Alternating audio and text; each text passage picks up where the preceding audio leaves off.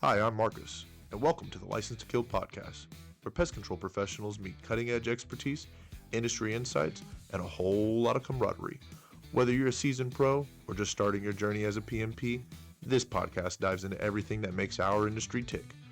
From advanced techniques and groundbreaking products to hilarious field stories and the real talk about the challenges we face in our industry. Join us as we explore the science, art, and community behind pest control, celebrating the people who work tirelessly to keep our world safe, healthy, and pest-free. As always, stay sharp, stay connected, stay legendary.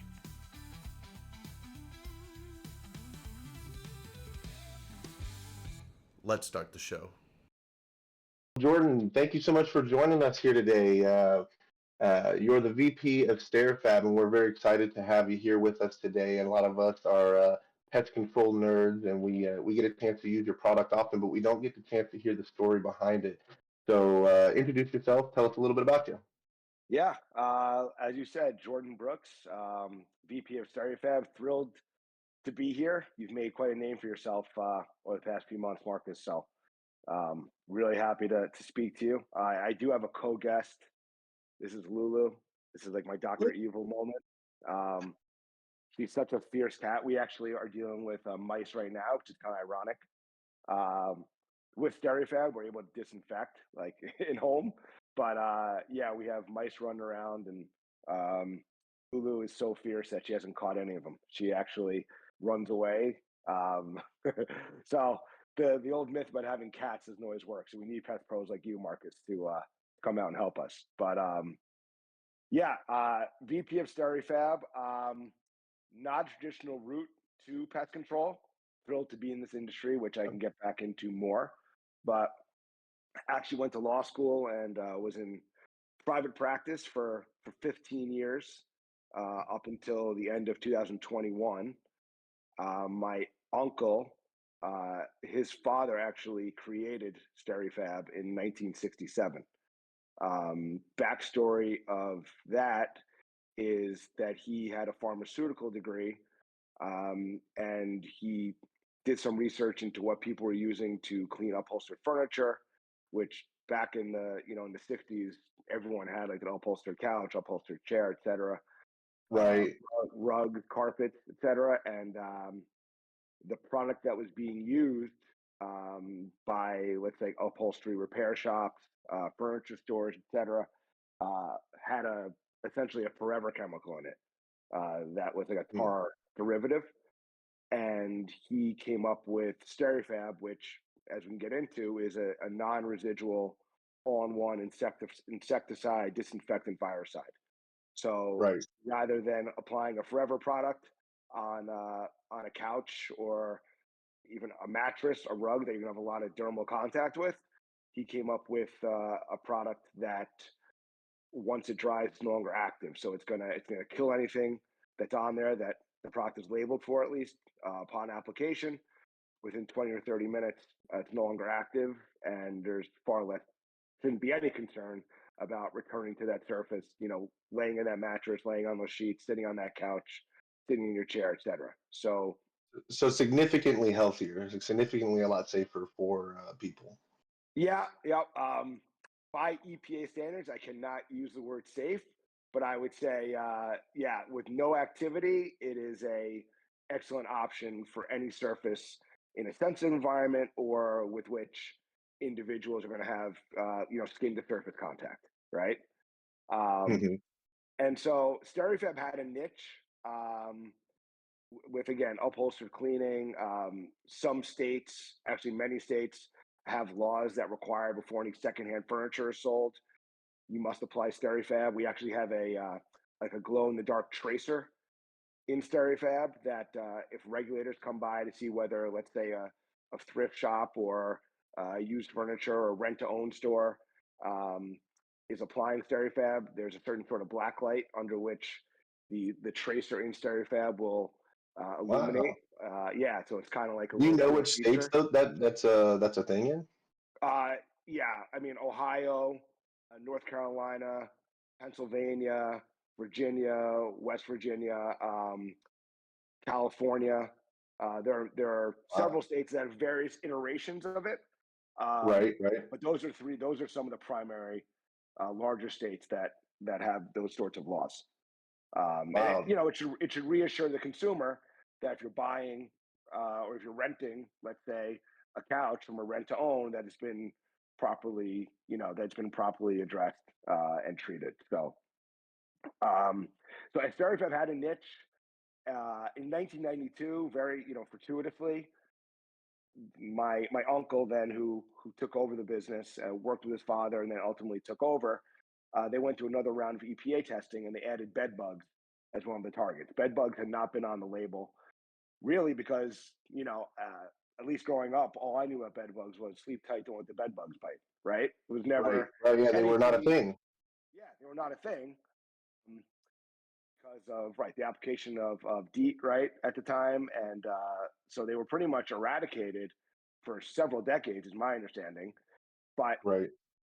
like I said, fortuitously, almost as an afterthought, bed bugs were added on the label in 1992 with the EPA. Fast forward to the year 2000, 2002, all of a sudden you have bed bug outbreaks, Empire State Building, other, five-star, very notable hotels in New York City, and then in or around the we'll call it the Metro New York area. And Right. because Steri-Fab had been used in these upholstery shops, etc., hotel managers, resort owners began asking around, what product can we use on furniture that kills bed bugs? And Steri-Fab was really the only one that was in that world at the time. Not to say there weren't perhaps other products that had bed bugs on the label, but this was well known Right. For for furniture, in for that world. upholstered. Yeah, Right. exactly, for those sort of services. And then from there, you know, uh, although we don't want anyone to have bed bugs, they became the business best friend at least for a while, and Right. that's Huge how epidemic. yeah, and that's how Steri-Fab became mainstream into the pest control industry. And for let's say over 20 years now, it's become a staple in many companies, protocol, which we're very grateful for. It's a tool that many other products use along with it, which we can discuss. But it's become a staple, and when I go around to shows, anyone who uses it loves it. We're very fortunate to hear that. But that's essentially the evolution of Steri-Fab from really a niche product in either mandated states or in other proprietors of those sort of used furniture rent-to-own businesses that that wanted to ensure that their goods were being treated properly. So, what is the active ingredient for Sterifab? What are the actives? So we have three actives, which we believe sort of create this unique blend that allows it to be very effective as a contact kill against many pests and pathogens. You have 99% IPA alcohol, Okay. which comprises 60% approximately of the formula. You then have simethrin, permethrin, otherwise also known, which is a pyrethroid. And then you have a dual quaternary ammonium, which is a disinfectant, which you'll find in Lysol, for example. Okay. So that's the blend together with any inerts that allow it to do its job. Again, whether it be viruses, whether it be bacteria, whether it be bed bugs, roaches, mites, flies. Um, that's the blend that allows to get it done. It's a triple attack, whatever you want to call it, triple strike. Well, I've heard nothing but great things about Sterifab. I do occasional bed bug treatments, but I have quite a few of our coworkers and colleagues that do bed bug treatments all the time. Of course, Sterifab is a part of a lot of people's arsenal in their tool bag. Um, the question is though is we've began to see people like Andrew Safnatsky over there at Primatech. He's starting to promote some methodologies using Apprehend, another new bedbug product that's out there. I'm interested in talking to him about that. But do you know from your side of things how those products might interact with one another, or some of our other members have talked about like using steam treatments in conjunction with Sтерifab. Like using a small handheld steamer. Have any of your people mentioned anything in the trade shows, the things that have helped to maximize the effectiveness of Sтерifab itself? Yes, so it's a great question. Steri-Fab is going to be, part of your arsenal. And I'm looking at one of your chat groups here, like the arsenal, right? Even though that's equipment, it's going to be part of your arsenal in a bed bug job. In that, it's going to be a great contact kill for on any surface other than like a wood or waxy finished surface, because there's an Hmm. alcohol content, so it could stain. But in terms of any bedding, upholstered furniture, carpets, etc., it's going to be a great knockdown, and it's also going to deodorize the surface, right? So you're Oh, that's getting you're getting more than just a kill. You're going to also deodorize, freshen the surface. It's gonna kill any bacteria, sort of like an antimicrobial. So it's going to do a lot of things at once. We all know that bed bugs sort of leave that musty, not so pleasant smell. So right, right, it's going to do more than just it's going to do more than just act as a knockdown and kill. So what do I hear? A lot of people start off with a vacuum, right? Then they'll apply SteriFab to kill any remaining either live bed bugs, or it's labeled for all life stages, so it also kills eggs. That came on the label about 18 months ago, which we're really happy about. And I know people have had success in the field with that too. So it's going to kill all life stages of bed bugs on those applicable surfaces. And then to maximize SteriFab's efficacy, you're going to use it in connection with the residual. I've heard, again, I don't make any of these products, right? But whether it be an apprehend if you're going the biopesticide route, whether you're doing a crossfire, right, as a right, residual. Again, I don't mean to leave out any or endorse any, but those are the two I'll right. hear frequently in the field. And that way, you're getting both the contact kill and the additional benefits of Serifab on those surfaces, without having an active on those surfaces, again, that people are sitting on or sleeping on, in connection with a great residual product. That is generally the route you want to go for maximum efficacy. I really appreciate that. Um, I know we've asked quite a few questions about StairFab already, but also I did kind of want to touch on the man, the myth, the legend himself, Jordan Brooks. I see you've been out and about on show season. You've been busy, busy, busy. I see you running all over the place. Tell us a little bit. A lot of us are just regular technicians. Some of us might operate in a retail store environment, or others that might be owner operators. But what does it look like as a day in the life of Jordan Brooks? What is it like to be out there? Well, yeah, when you said the man, the myth, the legend, I was a little confused. I was looking around, but I Everybody knows listen. Jordan. Listen, my day can be anything. Yesterday, for example, so we have a relatively small plant, right? Um, we're in Mount Vernon, New York, which for those, it's in Westchester County, New York. It borders the Bronx. Oh That helps with wow. geography. Yeah, so we're right down there.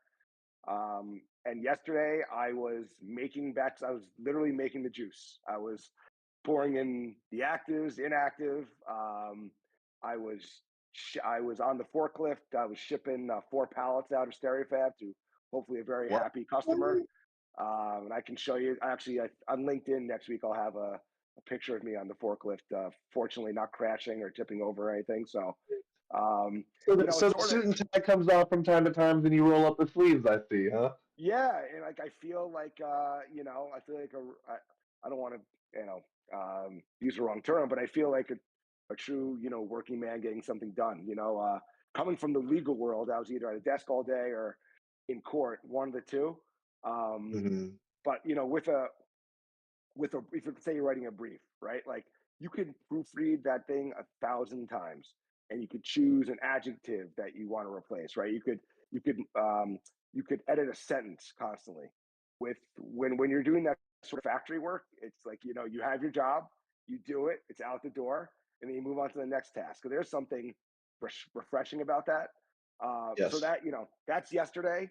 Um, the day before, I was at an unbelievable conference with several of the Rollins brands under the iWow division, IFC, Western Pest Services, OPC, and Waltham. So that obviously is very far from being in a factory. That's speaking to branch managers, division managers, head salespeople about the benefits of Steri-Fab and all Nice's products, which I can talk about. We partnered with Nice's about 18 months ago as well for Love sales Nice's. and marketing purposes. And it's a great company. And I was entrusted at this show to man solo my own Nice's Yeah, table. I was So wondering what you were doing running the nicest booth. yeah, I was going to ask you about that. How'd that come yeah. about? So because we have a, like I would call it a partnership, right? We're still two distinct entities, but because we entered into sales and marketing deal with Nice's, and what that means is that uh, Nice's treats Steri-Fab as one of the products in its portfolio, right? Although it's Okay. not manufactured there, it's it's on their website, it's in their catalog, it's part of their programs that they offer to distributors. Right. I get the benefit of having their incredible 11 or 12 salespeople across the country. Who, if any of your listeners or Chaz, shout marketers, out you've Chaz. met them. Shout out Yeah, Marty. Thank you for yeah. the connections, Jordan. Oh, my pleasure. They are outstanding people. They're all incredible. They're all extremely knowledgeable. They're all field tested, Yes, and they are very better smart. yet, they're all genuine. Right? Yes. I've heard from many people, many owner operators, um, technical directors, technicians. Doesn't matter. That one of the great things about the Nicest team is they're really looking out for what's best for you. They're not just out trying to sell a product, right? Right. If the Nicest product isn't right for you, they're not going to recommend it. If they feel it's unnecessary, they're not gonna recommend it. They're all about trying to help and adding value, and that was something that was really attractive to us. Again, about 18 months, 2 years ago, about joining with them. So the the reason I'm at that booth by myself is because there were a lot of shows going on simultaneously, right? Hence the term used, show season.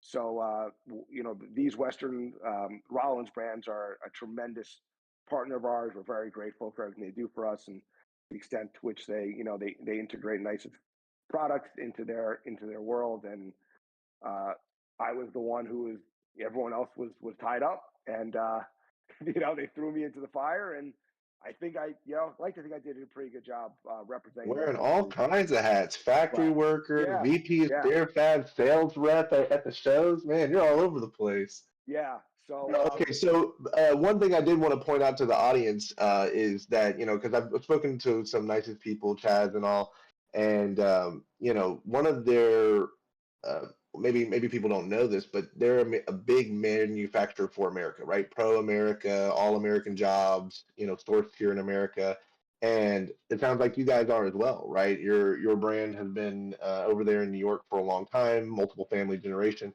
And so you guys also, shared that American-made stamp as well. And so I think that's really cool. There's a lot of products that are out there, and not to knock on any of the other brands, but I know we're in a time frame right now where American jobs, American manufacturing is something that's really important. And you guys have been at it for a long time. You've been doing a great job. And so I just kind of wanted to point that out. That's really cool that y'all had that partnership, and the big giant flag out front of Nisus, I think kind of is a very big statement. Yeah. So I'm really glad they found you guys to partner with. yeah, well, listen, we are incredibly glad. We've been ecstatic. Um, the representation we get is incredible, and like you said, we've had our factory going. I mean, the company itself, the manufacturing company itself, dates back to the 1920s. Wow. Actually dates. I would actually be generation four, although it's my uncle. He has two sons who are awesome. My first cousins get along great, but they have various things going on in their lives. So that's why I'm sort of in right now. But yeah, we also make about 90% of our business is Steri-Fab, but 10% are lubricants like a WD-40 type products, silicone sprays that are used by major utilities and railroads in the Northeast. So it's also a cool thing we get to do. Like you might catch me a couple times, maybe a couple times a year, working some diesel fuel and and making lubricants. So it really is, Wow. day to day, you don't know what you're going to get. As far as Gump would say, you don't know what every day, sort of like a box of chocolates. You don't know which calls you're getting. You don't know where. You don't necessarily know where you're going to be, what you're going to be doing in the factory. But it's all a lot of fun. And like I said, yes, all American made with us as well.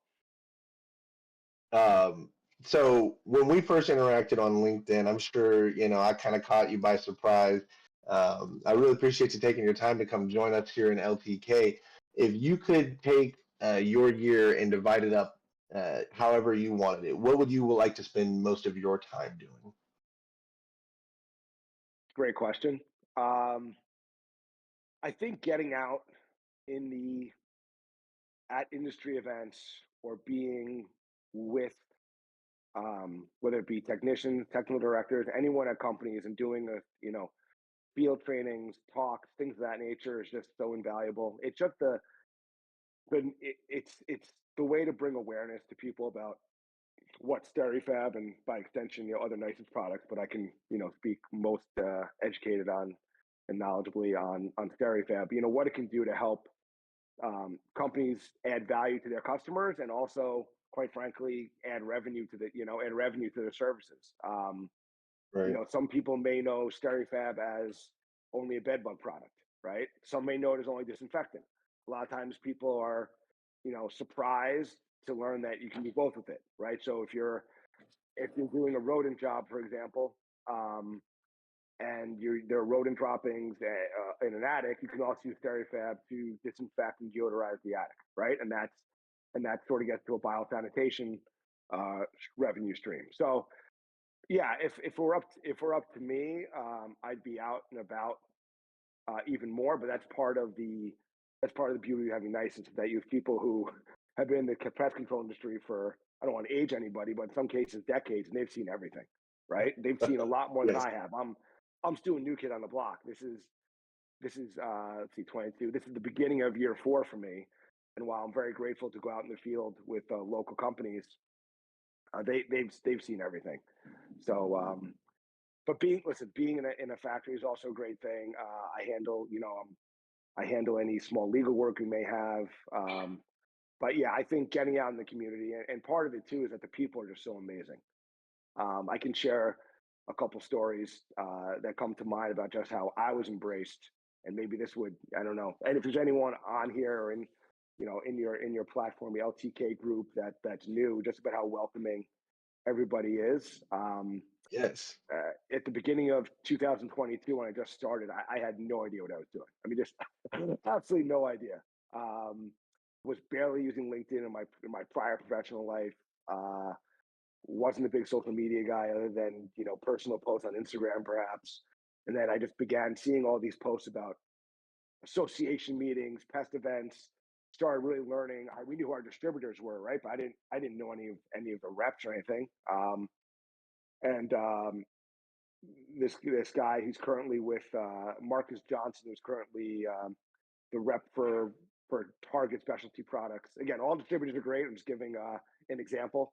Um, Yeah, no, just in some of the in names yeah and people in who've given that warm welcome. yeah, and in Virginia, I went on the Target website, saw they had like a 3-day training sort of roadshow in Virginia in March of 22, and I called, got in touch with Marcus, and I said, listen, I'm VP, I'm with Steri-Fab, I'm looking to get out there and educate people on the product. Do you have an opportunity for vendors, right, to come out? Like I didn't know what the deal was about sponsorships. I mean, I'm talking about starting from scratch. And he Right. said, you know what? He said, this isn't really like it's not really like a sponsorship vendor show, but I'll tell you what, you come spend 3 days with me in Virginia, and I'll set you up right next to my registration table, and you don't have to pay for a thing. You just come and hang out, and I'll introduce you to everyone in the trainings every day. You can come out for dinners or events, and that was a sort of act of kindness that just showed me what this industry is all about. I mean, Yeah. he owed nothing to me. He didn't. I'm telling you, he didn't charge me a dime. He set me up right next to the registration table, so everyone who came in, I was able to introduce myself to. he let me come in and give me a 5 or 10 minute spiel in front of each course, when before he got started during lunch break. So it was just an incredible entree, and that sort of generosity runs the gamut. Whether it Yes, it been does. whether it been again knowing nothing, and again coming from I would say a much more cutthroat industry in law, especially in the New York City area, where Right. everything is for the most part treated as a zero sum game. There are exceptions.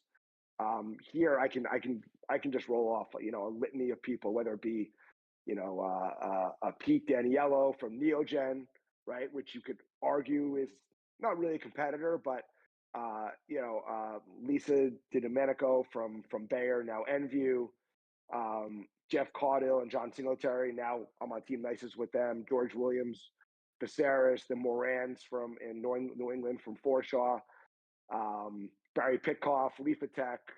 I don't want to forget anybody. Jason Hart, FMC. I mean, these are all people who did not have to be as inclusive as they were, right? You could argue that we all sort of compete, even if it's not directly, it's certainly indirectly, Right.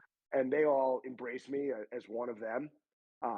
Whether it was a competitor or whether talking about distributors in terms of like Viserys, Forshaw, Target, etc. But I never felt like within a month or 2 weeks even, I felt like I was part of the pest control community. And there was no Absolutely. there was no obligation for them to invite me out, give me tips, let me know which conferences maybe add more value to me. I mean, there was no obligation to do that. I certainly will never forget the way I was embraced, and I try to, if there's a rep on the road that I haven't met, I try to pay it forward at least by introducing myself and letting them know if there are any plans, for the evening or the next morning, etc. So I Well, I find that think I find that you've definitely taken that and you paid it back. Kindness was shown to you, and you, as someone who's just put myself out there recently, who's just started to do the LinkedIn thing, who's just started to put my toes into the pest control community.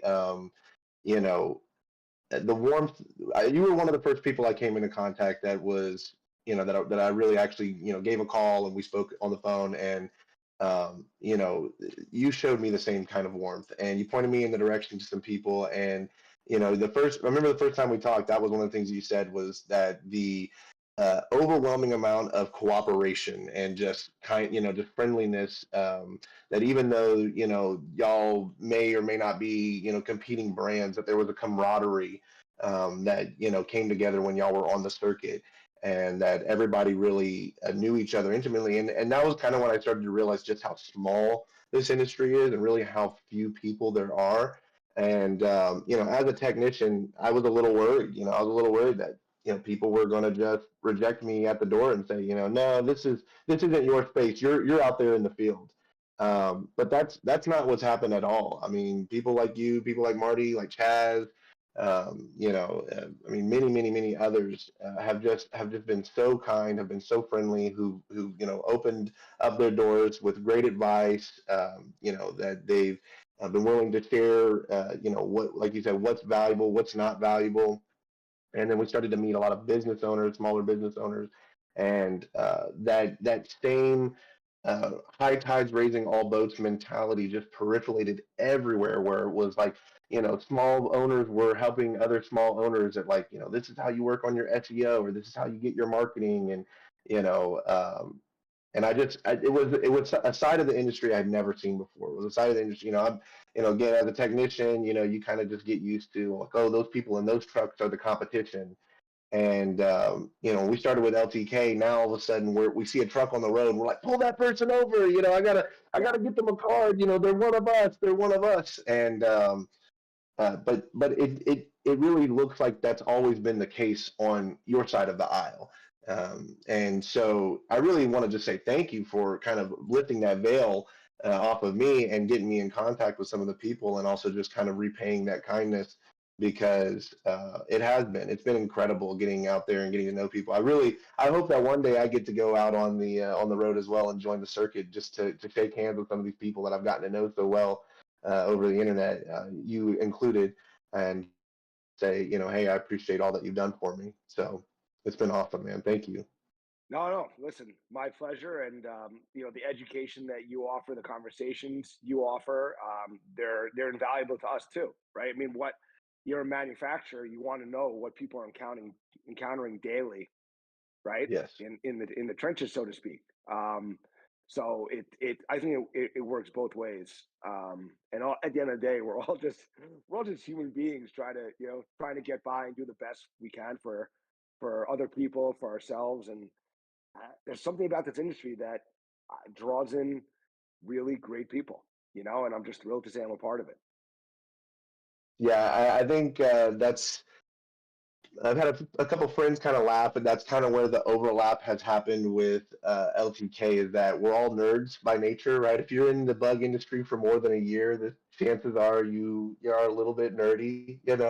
And that's okay because that means we have so many overlapping interests, whether it's talking about chemicals or which backpack sprayer, this, that, or another, or whether it's just diving deep into games and being, which build has the best, meta build and, all that kind of stuff. It's definitely been eye-opening to see that, there's sure we're a small industry.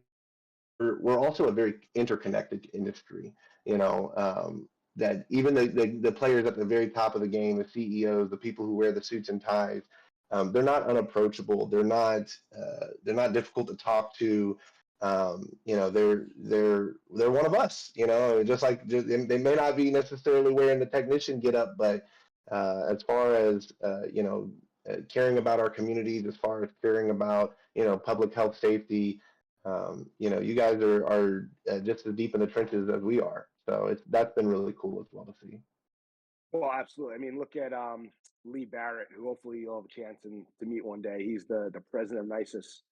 Um, he started off as a sales rep in California.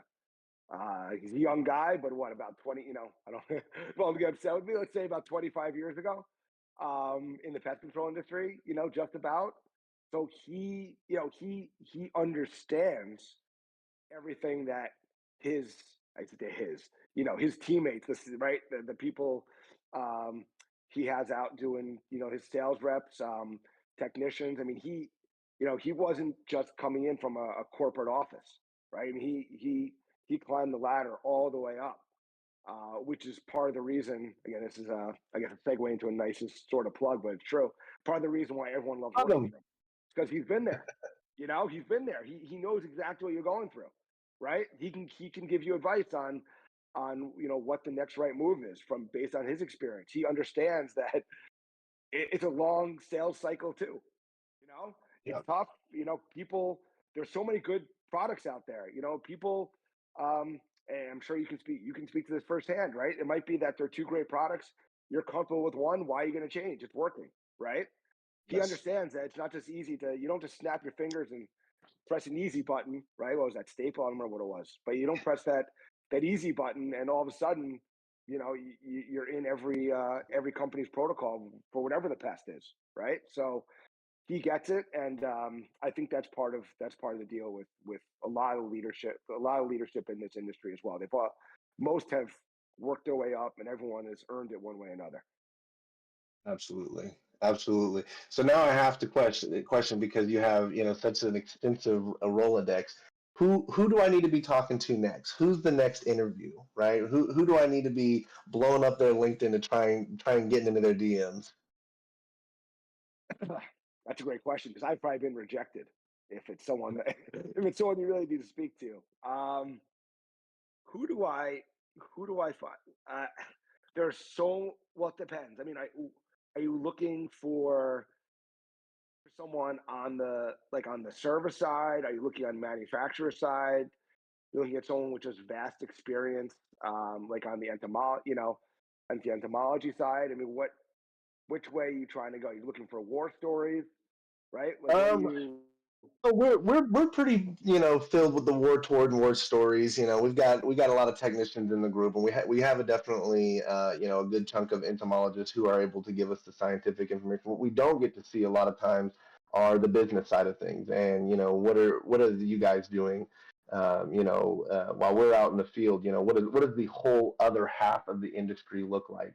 And those are, I think, the guys that I'm interested in talking to next because I think they show us something that we're not seeing daily, and also it gives us a chance to show them what we've got as well, right? That again, there's just not a whole lot of interaction from the top to the bottom, and I think it would be great to just speak to some of those guys who maybe haven't been out in the field in a little while or haven't had a summer, in the swamps and in the heat in a little while.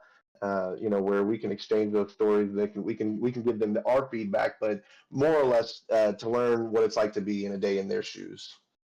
Okay, and again, are you talking about on like a manufacturer vendor side, or are you talking about business, owner operator tech, which which segment are you Well, looking at? give me. Well, let's go with one of each. One manufacturer that I need to talk to next, and one person in operations. Let's say at like a bigger company. A lot of us we kind of work in some smaller companies, so we see what that looks like. I know we have a member in here, Alexander Smith. He's an ACE certified Yeah, entomologist. He works for. yeah, I was on a Hive NPMA Hive with Alex, and he's awesome dude. Yeah, Yeah, do you know what he's that been is? You know what the incredible. Hives are? So I watched a video with you doing a hive one time, and I commented on it, but I've never been a part of that. Those are like little micro peer groups, right? Like four Yes, or five people. it's that's exactly what it is. It's like every I want to say every 3 or 4 months, they're Hive set up, and they're 8 week sessions with people from all walks of the industry. And the way I guess it's supposed to be run, but I guess it's really up to each group, is that each week someone in the group comes with a topic they want to discuss. But it's not a lecture, right? You're all, hey, I want to talk about let's say social media marketing, right? Right. Which was a topic the Hive I'm in, we just spoke about now. With I don't know if you know Jasmine Allmeter from she has Pest Pro in Rochester. She has a big Facebook presence.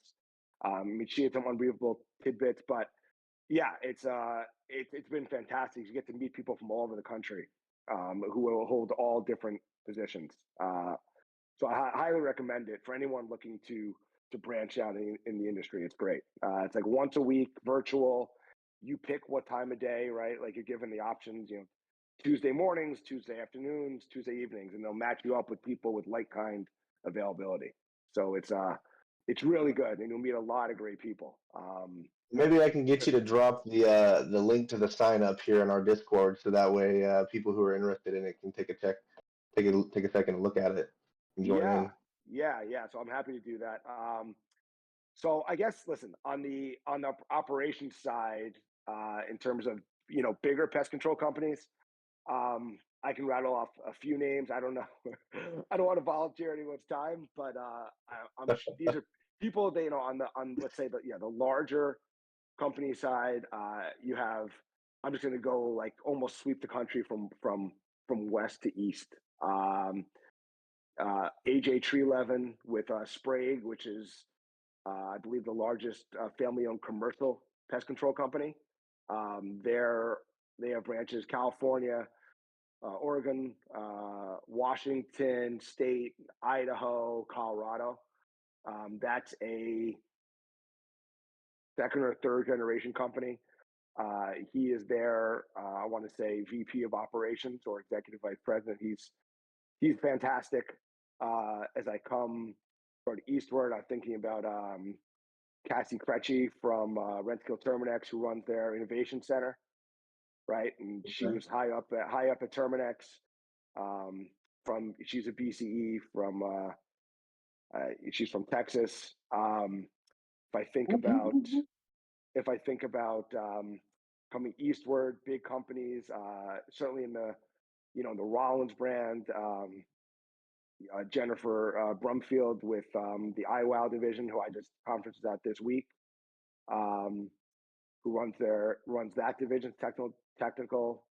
Um, those are Arrow Exterminating in the Yeah, in the Arrow. southeast. Mickey Thomas, just an unbelievable person. She was my captain one year at Academy. Um, she has a story. She's risen from inside sales to, like, I don't know her title, but it's like director of sales at Arrow, which seems to be growing daily. So those are some of the names: Cassie, Mickey, AJ, Okay. Kathy. Jennifer. Those are some names. Also, I guess you have Select Exterminating on the East Coast is big. That's what you did Uh, recently, right? You did some stuff for Select. Is that what I yeah, yeah. saw? I listen. Those guys are big hockey fans, so it's a treat for me. I'm a big hockey guy too. I don't know if you're into the Stars at all, but I know you're a sports guy, and but for a knee injury, could have potentially been on the offensive line for the Texans. So, so I hang out with the select, I should say, guys and girls. Occasionally, they're definitely growing in the East Coast. Rob Alarco is a great guy. He's running their operations. Matthew Garton is their owner. So hope none of these people mind me dropping their names, but it's all in a complimentary sense that they're It's people too that late very now. much I've belong. already began harassing them. They're already getting DMs right now. No, no, Yeah, I'll be exactly, respectful about it. exactly. Yeah, yeah. They're gonna stop all usage of Steri-Fab now. It'll be They're great. gonna call you and be like, John. Exactly. Those are some people with bigger operations too, and I'm leaving out many, I'm sure. Um, Sure, yeah, yeah. Can't who are name them just all, but the ones, yeah. at least the ones that come straight to mind, you know. So they're all fantastic. So you mentioned that you just did a social media hive mind, right? And talking about social media marketing, and then all of a sudden you're in here, right, with LTK. Obviously, we're a type of social media. So tell us a little bit about that conversation. What was the hot takes? What was the takeaways? I mean, I don't want to pry too much into your small hive thing, but like I said, coincidentally, here you are on social media. So let's make the most of that. Where's that conversation going? So Jasmine is just incredible. She's incredible. She's in the Rochester area. She, again, I don't want to do disservice to her advice, but essentially it was you want to. It's almost like a butterfly effect. You want to incorporate as many people as possible into your social media marketing, right? You don't make it all about you. You make it all about how experience could touch other people. Um, Yeah, whether it's tagging someone else in a post, and again, it makes it sound like it's a little bit disingenuous when you do that, but I think people are going to see right through you if you're superficial and doing things only for clicks. Um, yeah, but you do want to put the spotlight on whether it's other customers of yours, whether it's other people who have helped you beyond just what you're doing. Um, Secondly, the use of AI. While that can't, you don't want to make an AI like primarily an AI driven post. Going to AI for creative ideas is a very valuable tool, and images, videos, etc. All very important. I'm sure a lot of this is known by you and your members. But those are three of the tech. And the fourth takeaway was consistency, right? The more you're out there, the more the algorithm is going to push you to the top of people's feeds. Um, so I would say those are the four. It's that include other people in your posts, AI, images, and consistency were four of the main takeaways. And just trying to relate to what people are going through on a day-to-day basis. Don't necessarily make it overly heady, right? If you're right. if you're gearing towards a certain audience, if you're in a BCE chat group or something like that, or a BCE group, then yeah. But um, just and it depends what your goals are too, right? Are you trying, Marcus? Are you trying to promote the company that you work for? Are you trying to promote yourself? Right, that's all going to drive the angle. But I would say those are the four takeaways. Jasmine, I'm sorry if I misrepresented or got anything wrong, but those were the four of the main takeaways. That's call number two. Jordan, Yeah, exactly. I know. Listen, No, I'm just throwing people's so names out here. Yeah. we obviously just started our journey putting our content out. Obviously, LTK is a pretty new entity. We just started right at Christmas time. So Are you seeing those tools in our social media feeds? Is it appear effective? I mean, you're here. Did that work? I mean, Oh yeah, yeah. I don't remember how we got to each other exactly, but last night I saw a post again. Sorry, honey, for looking at my phone at 10 o'clock at night on LinkedIn. Probably not the best look, but I did, and I saw you had this really cool graphic about the ACE versus BCE debate, right? Which I found it very intriguing. And then you had instant instant immersion, right? You had instant collaboration and feedback on that. Interactions, or that's the fancy word I'm looking for. Instant interaction. post interaction from people like Harry Bryan, who is he basically is director of sales. May not be his title, so I apologize, Harry. But at Nisus, who is someone else I would definitely recommend you speak to. I mean, just he has that velvet voice, and he's a pit master. I mean, he has so much going on in his life and so much value that he can offer your members. So he'd be at the top of my list too if he was willing to do it. I reached out to But Harry the other night, but I don't know if I scared him away being a little too aggressive. So maybe circle back around with him, let him know that hey, those people at LTK are actually pretty cool. You should check them out. yeah, but I don't know if he'll trust my opinion. But I will definitely, I'll definitely reach back out. He is just such a wealth of knowledge, and you talk about somebody who is universally respected, right? Like a question I Mm, get is at almost every show is, "Hey, how's Harry doing?" wow. Because he started on the ground again. He can tell his story, but and we'll get him on here. But he started from the ground floor with Nisus, and he's seen how the company's evolved and into I would like to think a powerhouse in the industry, but it's all through personal touch and genuine care for his customers and the environment, right? He's fantastic. So yeah, I'm seeing that last night. Like it was probably the only post of the night that I really took the time to dig through the comments on. So I think you're doing it just right. I mean, all the feedback was valid, and it was an interesting topic. So okay, then you got to give us your hot take. Then who brings more value to the industry, ACEs or BCEs? Dude, there's equal value. There's times for Oh, he's oh putting dude, the neutral I am take. punting. I come on, I'm not falling into this trap. I, Try I to listen, rage bait a little bit. no, listen, here's my initial thought, quite frankly, when I saw the Okay. post. Hmm. Um I related back to my law days, and I hope listen, that doesn't turn anyone off. But you go to 3 years of law school and you're studying your butt off for finals. It's incredible intensity. Law school is a little different now, but when I went, it was basically all just coursework driven. Okay. I came out of law school. I didn't know a thing about how to practice law. Right. It took me a good 9 months to even, I think, even put together representative work and be effective, somewhat effective in a courtroom. I didn't know how to take an effective deposition. I didn't know how to speak to judges, interacting with counsel. Other than yes, like you have some, maybe you can be slightly personable, but how do you get the best result for your clients? How do you negotiate effectively?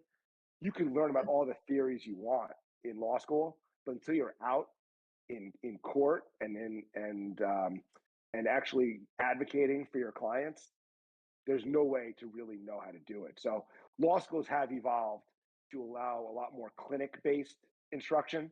So maybe you spend 2 years really taking courses, then your next year, your last year, you're immersed in true representation, whether it be pro bono work, Innocence Project, things like that.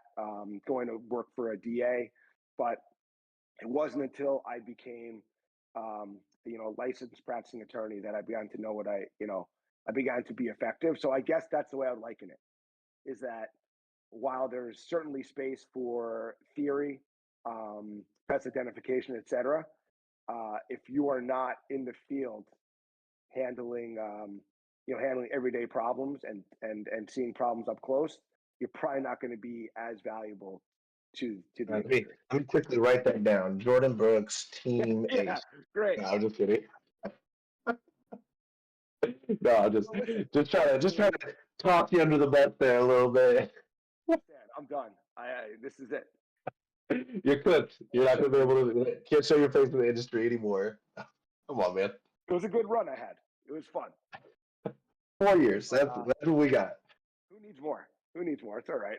Listen. I'm an attorney. I know I can hold off my lender for my mortgage for probably 3 years. So my family has somewhere to live for the next few years, and then it'll be fine. I'll come live with you. I'll come live in your basement. It'll be good. Come down to town. You know, honestly, okay, so that's kind of one of those little side jokes about LTK is like every day, and this is something you would never know, but in the field shenanigans, we've got people from all over the nation, right? Kansas, we've got Arizona, New York. I mean, they're all over the place, and every day I make a plug. Come move to Texas. Come move.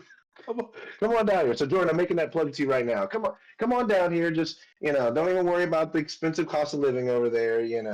We got extra rooms. You're probably going to lose your job anyway, so you just might as well. Yeah, yeah. Great to know I have a home in Texas. That's right. That's right. I appreciate it. No, man. So we are starting to draw almost to the hour mark on it. I really appreciate you taking your time to spend with us this morning on Saturday, taking your time on a weekend to just hang out with us. Um, let's flip the script in the other direction. Is there anything that you want to know about License to Kill? Are there any questions that you have for me or what we're out here doing? Yeah.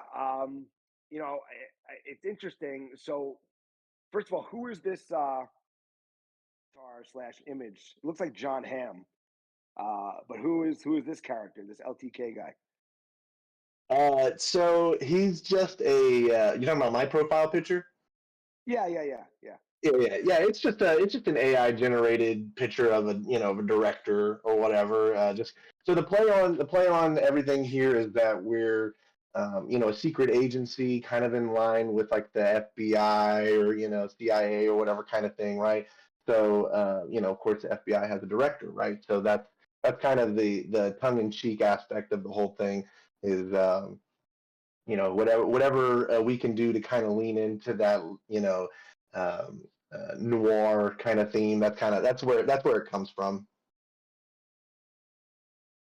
And when did you start the group?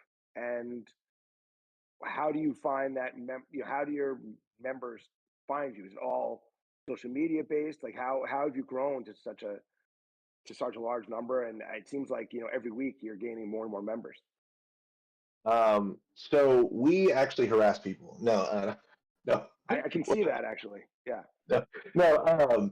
It basically we actually started right there at Christmas. I think it was like the 20th or 21st, something like that.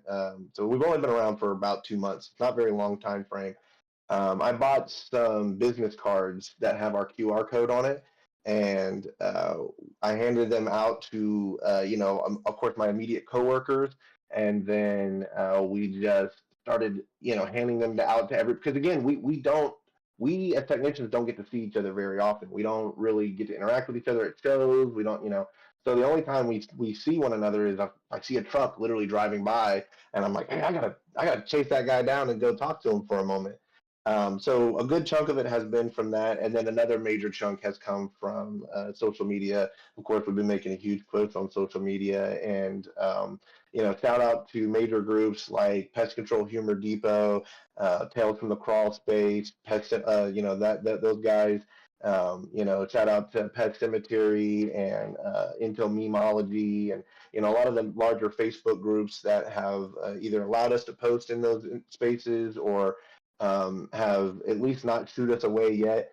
We're trying to contribute to their platforms by actually providing good content as well, and not just sales pitches. Come check us out. Come check us out. We're actually trying to engage on what their platforms are asking for.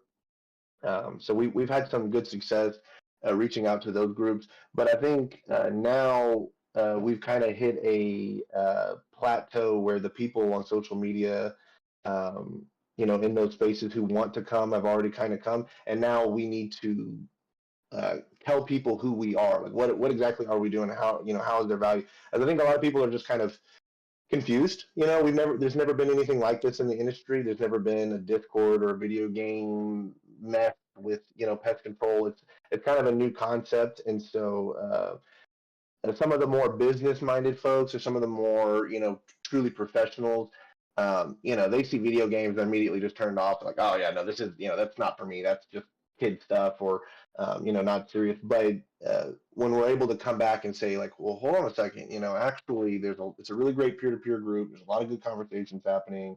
A lot of high-quality information, and we got owner-operators in here. We got decision makers in here. It's fun. It's lighthearted, but it is real. And I think that kind of slows people down a little bit. It's like, okay, well, let me check out what all this buzz is about. Why are there so many people flocking to this group? So I think that's kind of been our strategy lately. Yeah, I mean, it seems like such a great outlet for people. Whether it's like I'm looking at all the your topics that you speak about, or the gaming. What is the hot video game right now? The What hot video game right now is Helldivers 2 and Call of Duty Black Ops 6. Those seem to be the games that everybody is playing. But the buzz in the community is we've got here in just a couple of weeks, May 20th, Dune Awakening will be releasing. So if you're a fan of the Dune series, or if you're a fan of the movies that have come out recently, there's a video game that's dropping in coordination with it. It has all the same IP. It has all the same assets. It's a very good-looking game, and LTK will actually be running a server privately for that. So we will have our own what's it called? Like it's continuously online, right? So anybody can jump in or out, and there will always be that community space for us to go play together. And then, of course, the biggest news for the year is Grand Theft Auto 6 that'll be releasing at the end of the year around holiday season. And of course, that's I think a $2 billion IP. That's the fastest $1 billion product in the history of the world. When GTA 5 released, they spent $500 million on it. It broke over $1 billion in sales in the first 24 hours. And I want to say over the lifetime of the game, they've done like $65 billion worth of sales. So they've gone all in on this new game. Of course, it's the next generation of consoles, next generation of hardware. And they poured, like I said, I think like $2 billion into developing, creating, and marketing this game. And it's expected to do, well over 120, 150 billion dollars. I mean, it's going to be the next big thing for the next decade. Unbelievable, Oh unbelievable. yeah. Listen, my video game knowledge is it's my son had a Fortnite phase um, for a couple years. He played some NHL 24, and then my personal experience, I think I mentioned to you on our call, was Tecmo Bowl. That was my favorite game growing up. I played some Contra as well, obviously Super Mario. But um, I was just reading actually. Have you read Bo Jackson's biography? Yes. Well, no, I haven't read the biography, but yeah, I'm familiar with Bo Jackson. Yes. Yeah. So it was talking about. Did you ever play Tecmo Bowl? My father-in-law is obsessed with Tecmo Bowl still to this day. He went and bought like the little thing you can plug in your modern TV and all. Still plays it all the time. It was amazing. So in his biography, it gets into how Bo Jackson is literally unstoppable. He's like a robot, right? In Tecmo Bowl, and it's because the developers of Tecmo Bowl, who were Japanese, they were tasked with like researching who the good football players were in the NFL, and in whatever highlights they saw, they just saw Bo Jackson wearing the black and silver, right, for the Raiders. So they're like, this guy is amazing. He must be the best. So they made him essentially superhuman. And that's the legend of Bo Jackson and Tecmo Bowl. It's just that the highlights that people saw in developing the game just were really good Bo Jackson highlights. Like, oh, he must be the best player in the world. Like forget about Barry Sanders, forget about Eric Dickerson. Bo Jackson, he's the See, man. So I I found that didn't know, and now I amazing. feel like the next time I go visit my father-in-law up in South Carolina, we're gonna have to play some Tecmo Bowl. I'll bust out the undefeatable character. Yeah, you got to be the Raiders. That's it. That's it, man. Freaking awesome. Well, Jordan, like I said, we are hitting right here at the hour mark. So I just want to say thank you so much for joining us on a Saturday. Thank you so much for being a part of this. One last final question. Who would you like to see interviewed next on our podcast?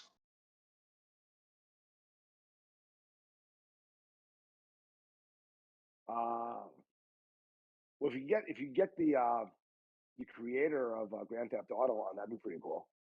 Okay. Shooting for the stars. Okay, Yeah, let's talk I'd love to Rockstar. hear that backstory. I mean, how talk about success. Like, what do you know his name or her name? Don't know it at all. That's a great. Well, That's a but great place to start digging in. I guess you're gonna have to harass that person too. I'm sure that'll go well. Um, Absolutely. no, like um, someone who, someone like that, someone with just incredible story, who's I'm sure experiences can relate to all. It doesn't matter what industry you're in, what walk of life you're in. Just it's great to learn from people, whether in this industry or other industries, who can provide lessons for what they overcame and what their ideas were and how they were able to reach the pinnacle of their industry. So that'd be a great one, man. If you could land that white whale, that'd be a great one. Well, hey, look, if you got to shoot for the stars, right? If you want to hit something, so might as well. I'm not afraid. Worst thing that happen, they just ignore us. So I'll put it out there. See what happens. And in the meantime, maybe we'll get a chance to talk to Wyatt Chamberson. I think he works for Electronic Arts, another super huge game developer and game manufacturer, creator and stuff. So that's a great idea. Moving to the video game space a little bit. We've definitely done a lot on the pest control side. And you're right. We should get a little more gaming content out there. Cool. Well, Jordan, again, thank you so much, man. I hope you have a blessed Saturday, and we'll talk to you soon. Thank you, Marcus. Thanks for tuning into the Licensed Guild podcast. We hope you found today's episode helpful, informative, and engaging. If you enjoyed the show, don't forget to subscribe to your favorite podcast platform and leave us a review. It really helps us to reach more listeners like you. Have a question or a topic that you'd like us to cover in a future episode? Connect with us through our Facebook, YouTube, and most importantly, our Discord. Until next time, this is your host, Marcus, reminding you to stay sharp, stay legendary, stay connected.